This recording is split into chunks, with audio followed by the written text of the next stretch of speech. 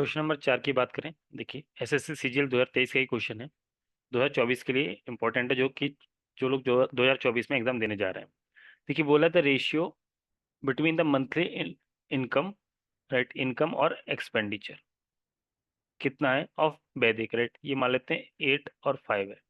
तो 8 और 5 ना मान के आप मान लीजिए 80 और 50, टोटल इनकम कितनी हो जाएगी? 130, राइट। क्योंकि सॉरी, इनकम और एक्सपेंडिचर। अच्छा, सेविंग की बात कर सकते हैं। यहाँ से सेविंग कितनी हो जाएगी? दोनों में घटा देंगे तो सेविंग हो जाएगी आपकी 30।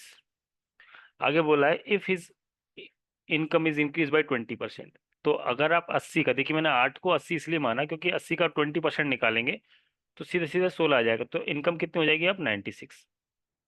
अब उसका जो एक्सपेंडिचर है वो कितना हो रहा है? तो आप बोलेंगे वो 30% बढ़ रहा है। 50 का 30 कितना हो जाएगा? 15, राइट। तो 15 बढ़ रहा है तो कितना हो जाएगा? 65, राइट। अब आपसे पूछा जा रहा है फाइंड द परसेंटेज इंक्रीज और डिक्रीज इन मंथली सेविंग।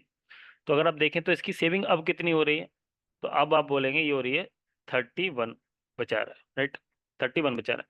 तो कितना इसकी सेविंग में इंक्रीमेंट हुआ? तो आप बोलेंगे पहले 30 बचा रहा था, अब 31 बचा रहा है, तो मतलब 1 रुपया ज्यादा बचा रहा है। एक ज्यादा बचा रहा है किस पे? 30 पे, इंटू 100, चूंकि परसेंटेज निकालना है। तो 0 से 0 काट दिए, कितना आएगा?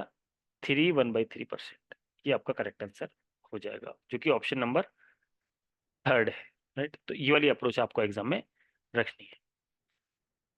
मैं उम्मीद करूंगा ये बात आप समझ पाए। अगर समझ में आए तो जरूर बताना मुझे। धन्यवाद।